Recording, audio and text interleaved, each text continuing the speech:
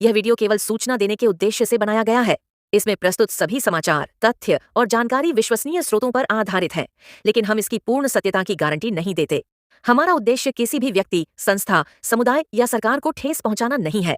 यह वीडियो किसी प्रकार की अफवाह, नफरत या भड़काऊ सामग्री को बढ़ावा नहीं देता। दर्शकों से निवेदन है कि किसी भी निष्कर्ष पर पहुंचने से पहले अपने स्तर पर पुष्टि अवश्य करें। फैज भाई, तुम्हारे साथ में हुआ क्या था असल में?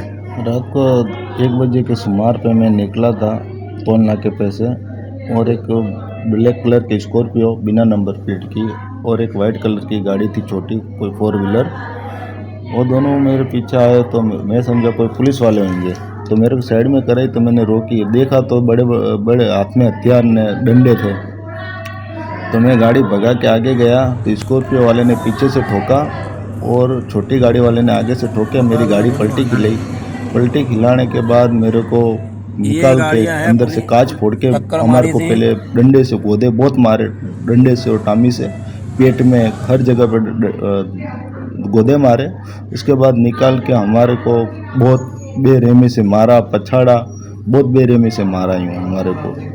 इसका कुछ न कुछ निकाल लाना। अदालत से एक बड़ी खबर सामने आई है, जहां कानूनी रूप से पशु ले जा रही एक पिकअप गाड़ी पर कुछ लोगों ने खुद को गौरक्षक बताकर हमला कर दिया। बताया जा रहा है कि गाड़ी के ड्राइवरों के साथ मारपीट की गई और मौके पर अफरा तफरी का माहौल बन गया। इस घटना को लेकर सवाल उठ रहे हैं कि जब राज्य में कानून व्यवस्था बनाए रखने की जिम्मेदारी केवल गुजरात पुलिस की है, तो फिर भीड़ को कानून हाथ में लेने की हिम्मत कैसे हुई।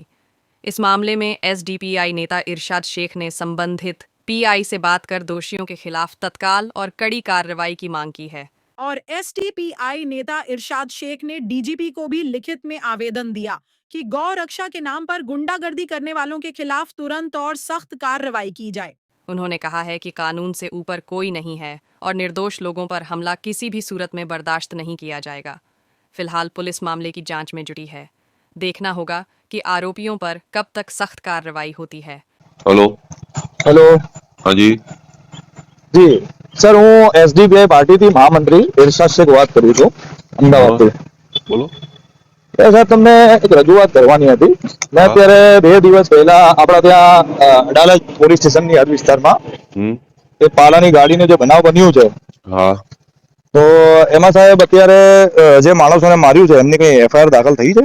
એ એફઆઈઆર ગઈકાલે અહીંયા ગાંધીનગરમાં દાખલ હતા। અમે પીએસઆઈ ને ત્યાં ફરિયાદ લેવા માટે મોકલ્યા તો એ લોકો અહીંયાથી રજા લઈને મહેસાણા વયા ગયા છે। હા હા, એટલે મહેસાણા હવે જશે આજે પીએસઆઈ કે જમાદાર કે।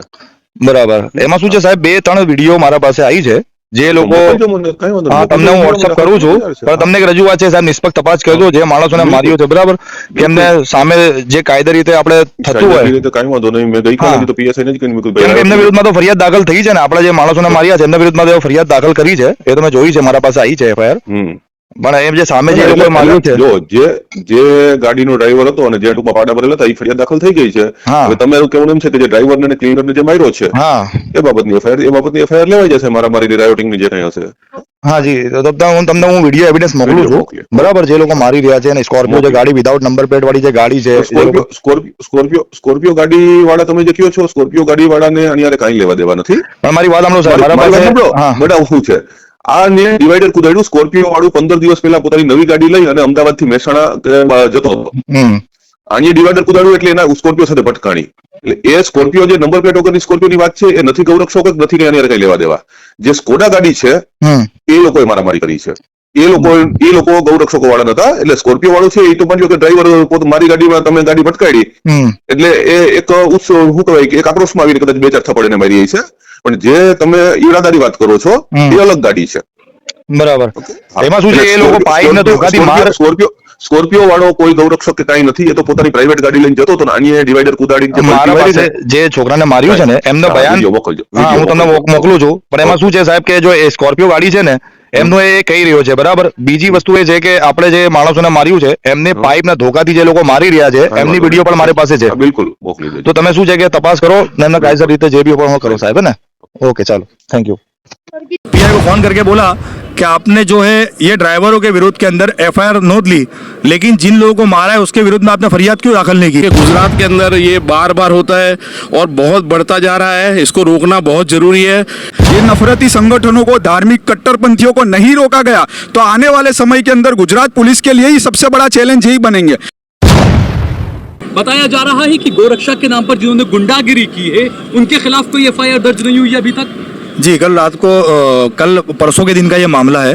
रात को 3 बजे हमको कॉल आता है कि ऐसे ऐसे तरीके से अडालज के पास कुछ गौरक्षा के लोगों ने गाड़ी को पलटी खिला दी जिसके अंदर जानवर भरे हुए थे, जिसके अंदर गुजरात के अंदर वो जानवर प्रतिबंध नहीं है, खुद गवर्नमेंट उसकी छूट देती है। लेकिन अगर कोई ड्राइवर गाड़ी के अंदर जानवर वगैरह भर के लाता है और कुछ ज़्यादा जानवर है तो उसके लिए एक दंड की जोगवाई है, वो पुलिस करे, कोई प्रॉब्लम नहीं है। लेकिन उसके बाद गौरक्षा के नाम पे गुंडागिरी करने वाले लोग वहाँ पे गाड़ी का पीछा करते हैं। रास्ते में गाड़ी को पहले रुकाया, ड्राइवर ने डर के मारे गाड़ी को नहीं रुकाया क्योंकि वो उनके पास अधिकार भी नहीं है, ड्राइवर ने रुकाया भी नहीं। तो ड्राइवर ने जब गाड़ी को नहीं रुकाया तो उसका पीछा कर ड्राइवर की गाड़ी को पीछे से टक्कर मारी जाती है और दूसरी गाड़ी जो पीछे स्कोडा गाड़ी होती है वो दोनों गाड़ी दबाकर उसको टक्कर मारती है, जिसकी वजह से गाड़ी पलटी खा जाती है जिसके अंदर जानवर भरे हुए थे। उसके बाद ड्राइवरों को गाड़ी के मर गए उसमें, जानवर मरे ऐसा रिपोर्ट हमको आया है। लेकिन उसके बाद वो ड्राइवरों को गाड़ी के अंदर भी मारा, उसके बाद बाहर निकाल कर बेरहमी से पीटा गया जिसकी वीडियो एविडेंस मौजूद है।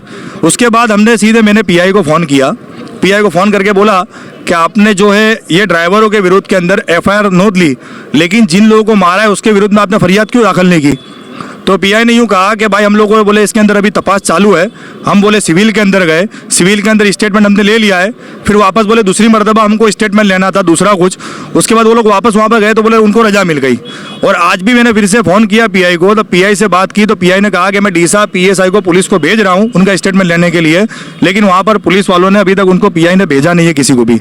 तो मैंने पीआई को ये चीज़ के बारे में रजूआत की कि जितनी भी गाड़ी है, स्कॉर्पियो गाड़ी थी और जितने भी लोग हैं उनके विरुद्ध में कायदेसर की कार्रवाई, जो ड्राइवरों को अटेम्प्ट टू मर्डर के तहत उन पर कार्रवाई की जावे, ऐसी मैंने पीआई से मांगी। उसके बाद हम लोगों ने कमिश्नर को और डीजीपी को दोनों जगह पे मेल करके जानकारी दी और डीजीपी की तरफ से भी दोनों जगह पे फॉरवर्ड हो गया कमिश्नर को और वहाँ के पुलिस स्टेशन के अंदर कि इस पर कायदेसर की कार्रवाई जो भी हो करनी चाहिए। लेकिन अभी तक कोई भी जात की एफआईआर नहीं हुई। और आपकी मीडिया के माध्यम से मैं कहना चाहूँगा, अगर 48 घंटे के अंदर गौरक्षा गुंडागिरी करने वालों के ऊपर कार्रवाई नहीं हुई तो उसके बाद हम अहमदाबाद शहर के अंदर इसका विरोध प्रदर्शन करेंगे। और ये पुलिस को हम बताना चाहते हैं, एसडीपीआई की तरफ से हम विरोध प्रदर्शन करेंगे अहमदाबाद शहर के अंदर कि 48 घंटे के अंदर इनको आरोपियों को पकड़ा नहीं गया और इनको अटेम्प्ट टू मर्डर की कलम के तहत एफआईआर नहीं की गई तो हम इसके विरोध अहमदाबाद शहर के अंदर रोड पर उतर के इसका विरोध प्रदर्शन करेंगे। ये हमारे तरफ से ऐलान है। कुरैश जमात के एजाज कुरैशी मेरे साथ में हैं। एजाज भाई, पिछले कई सालों में ये खबरें भी आई है कि गौरक्षा के नाम पर बाकायदा चंदा उगाई की जाती थी, ब्लैकमेलिंग करके पैसा लिया जाता था। कई कुरैश जमात के कई व्यापारियों ने यह भी कहा कि पेटीएम से, जीपे से उन गौरक्षकों को पैसा दिया जाता है, पैसा नहीं देते हैं उनके साथ इस तरह की मारपीट की जाती है। बिल्कुल, ये इनका एक कारोबार है और सिर्फ ये इनका कोई धंधा नहीं है। ये इतने ताकतवर रहे हैं कि और पैरेलल गवर्नमेंट चलाते हैं। आज पुलिस को भी ये बोलते हैं जो काम पुलिस नहीं करती वो हम करते हैं। ये कौन से कानून के तहत तुम करते हैं? और इनके जो गौ रक्षक के कार्ड हैं वो भी अभी है ना रिन्यू नहीं होते, गवर्नमेंट नहीं करती रिन्यू। लेकिन इतनी गुंडागर्दी और इतनी खुली गुंडागर्दी बढ़ गई है कि रमज़ान हो, ईद हो, ऐसे जो सेंसिटिव हैं मुसलमानों के, उसी पर ये टारगेट करते हैं ताकि पूरी कौम भड़क जाए उसको। ये बहुत बड़ा इनका पॉलिटिकल भी वो रहता है और ये यहाँ अपने को दबाया जाता है, डराया जाता है। इसके पीछे इनका कोई कारण नहीं है, सिर्फ पैसा ही है। पैसा दो और तुम्हारा कोई भी काम करो, वो चाहे दारू हो कुछ भी हो। अगर गवर्नमेंट की बिल्कुल छत्र छाया में ही हो रहा है ना, तो पैरेलल गवर्नमेंट चला दे। पुलिस भी इनसे डरती है। हमारा कभी इंसाफ किया ही नहीं पुलिस ने, आज तक का नहीं किया।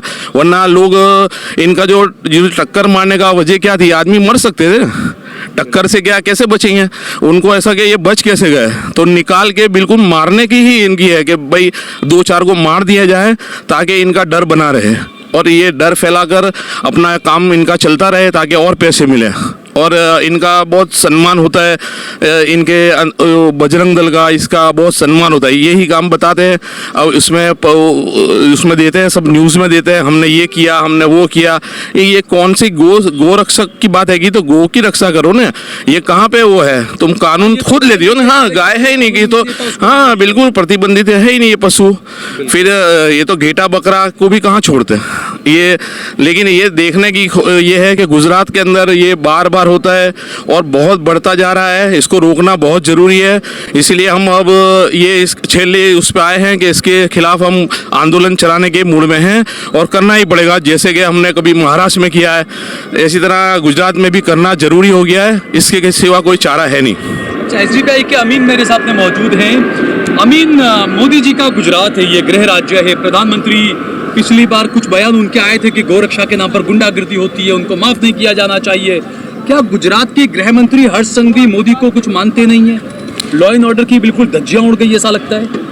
बिल्कुल देखने को मिल रहा है कि जिस तरीके से आए दिन मुसलमानों को मॉब लिंचिंग से मारा जा रहा है और गौ रक्षा के नाम पे जो गुजरात के अंदर मारा जा रहा है, इसमें सबसे पहले पुलिस प्रशासन को और गृह मंत्री को समझ जाना चाहिए कि गुजरात का जो भी भारतीय नागरिक है उसकी उन सब की रक्षा पुलिस प्रशासन की जिम्मेदारी है।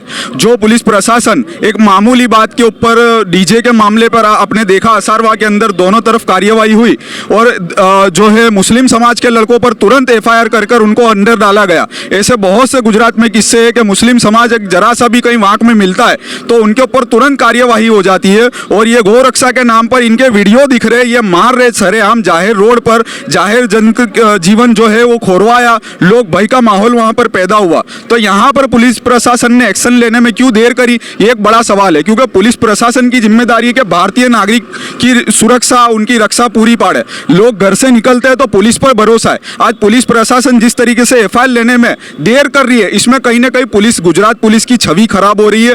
तो इसमें गुजरात पुलिस को समझना चाहिए कि अगर ऐसे लोगों को नहीं रोका गया, ये नफरती संगठनों को, धार्मिक कट्टरपंथियों को नहीं रोका गया, तो आने वाले समय के अंदर गुजरात पुलिस के लिए ही सबसे बड़ा चैलेंज यही बनेंगे। क्योंकि जिस तरीके से इन लोगों ने सोशल मीडिया पे मार के मुस्लिमों, दलितों, उनको मार कर एक माहौल जिसमें नौजवान गैर मार्ग पे जा रहा है, गलत रास्ते पर जा रहा है और यूं सोच रहा है कि मुस्लिमों को मानना ही मतलब हमारा प्रमोशन है, मुस्लिमों को मानना ही मतलब हमको ओहदा मिलेगा। तो यहाँ पर गुजरात पुलिस के लिए एक बड़ा सवाल है कि जो गुजरात के भारतीय नागरिक है, गुजरात के जो नागरिक है, उनकी सुरक्षा पूरी करे और तात्कालिक ऐसे लोगों पर एफआईआर करनी चाहिए। ये एक बड़ा सवाल। ये कि जिस तरीके से गाड़ी को टक्कर मारी गई, मवेशी उसमें मर गए, कुछ बताया जा रहा है, तो ये तो उल्टा जिन्होंने टक्कर मारी उनके खिलाफ एनिमल क्रूरल्टी का मामला दाखिल किया जाना चाहिए ना। 100% पूरा ऐसा होना चाहिए कि जहां पर इन्होंने गलती करी है, एक तो मानवी को मारा, फिर वो जीव दया जो जीव को लेकर वो बोलते कि हमारी माता, जबकि ये तो काला जानवर था, वाइट जानवर भी नहीं था। इसको तो हमको संविधान ने भाई छूट दी है खाने की, तो फिर वो पहले तो तुम संविधान के खिलाफ जा रहे हो, दूसरी बात तुम कानून पुलिस प्रशासन के खिलाफ जा रहे हो। तुमको अथॉरिटी किसने दी कि तुम मारोगे जीव दया के नाम पर? और दूसरी बात के जो जानवर मारे उनके ऊपर भी जो कलम लगती है, जो कानूनी जोगवाई होनी चाहिए, वो उनके ऊपर कलम लगनी चाहिए। ये हमारी खुली चेतावनी, अगर काम नहीं हुआ, इन लोगों पर कार्यवाही नहीं हुई तो हम आंदोलन करेंगे। और जो जवाबदार पुलिस अधिकारी, जो भी डिवीजन के पुलिस अधिकारी होंगे, उनके ऊपर भी हम कार्यवाही की मांग करेंगे। क्योंकि हमारे पास जब सोशल मीडिया द्वारा सबूत है, जो बंदों को मारा गया उनके रिपोर्ट है, मेडिकल रिपोर्ट है, वो गवाह है, तो फिर आप कार्यवाही करने में किसके इंतजार कर रहे हो? क्या आप कोई बीजेपी गवर्नमेंट से या कोई कट्टरपंथी संगठन से डर रहे हो? आप तो आपको शर्म आनी चाहिए, क्योंकि पुलिस यानी हमारे लिए गौरव की बात है। तो ये पुलिस प्रशासन को सोचने की बात है। ठीक है, बहुत इस मामले को किस तरह से देखते हैं कि पिछले दिनों कब तक आप लोग भी आंदोलन करेंगे, निकलेंगे और हम मीडिया वाले भी आप जो है इस मामले के कवर करेंगे? जिस तरह से कड़ी में एक जो है गौ रक्षक वालों ने एक बंदे को जिंदा जला के मार दिया था, ऐसे मामलों में लोग समाधान करते हैं और गौ रक्षक के लोग जो हैं उनका आत्मविश्वास बढ़ता है, उसको कैसे देखते हैं? उसको तो सबसे पहले मैं कहना चाहूँगा कि जो लोग मार खाकर समाधान करते हैं वो पहले तो सबसे पहले अपने जमीर का सौदा करना आते हैं। कभी भी पहले तो सेल्फ डिफेंस करो। अगर कोई तुम्हारे पे हमला करता है तो हमारा खुद का बचाव करना ये संवैधानिक हमारा अधिकार है। दूसरी बात, उसको कानूनी प्रक्रिया में उसके ऊपर एफआईआर करो। और अगर कोई गुनहगार है ऑलरेडी, जो भी गौ रक्षा के नाम पर गुंडागर्दी करता है, उनके ऊपर पुरानी एफआईआर होगी, उनके ऊपर आरटीआई करके उनकी पुरानी एफआईआर निकालो, उनके ऊपर कायदेसर और ज़्यादा से कड़क कार्यवाही करवाओ। उसके अलावा जिस तरीके से हमने देखा कि राजनीति के अंदर लोग आकर ऐसे ऐसे कानून पास करे, जैसे गौ रक्षा के नाम का, लव जिहाद के नाम का, आसान धारा के नाम का, ये सारी सिस्टम राजनीति में जाने के बाद, मेजोरिटी लोगों की राय होने के बाद, तो मैं मुस्लिम, दलित और सिख और आदिवासी समाज से कहना चाहूंगा कि आप भी राजनीति में आइए, अपनी टकावारी बढ़ाइए और ईमानदार नेतृत्व का अपने जो है शुरुआत करिए और खुद अपने में से अच्छे इंसान को लीडर बनाइए, ताकि आपके मुद्दे वहां रखे जाए और जो गलत कानून पास हो रहे हैं, जिसमें संविधानिक इजाजत दी है हमको इक्वालिटी दी है, वो इक्वालिटी के खिलाफ ये कानून पास हो रहे, वहां पर हमको आगे आना पड़ेगा सबको। अगर आप निडर और निष्पक्ष पत्रकारिता का समर्थन करना चाहते हैं तो कृपया स्क्रीन पर दिए गए QR कोड को स्कैन करके अपना मूल्यवान योगदान दें। आपकी हर सहायता सच्चाई की लड़ाई को मजबूती देती है।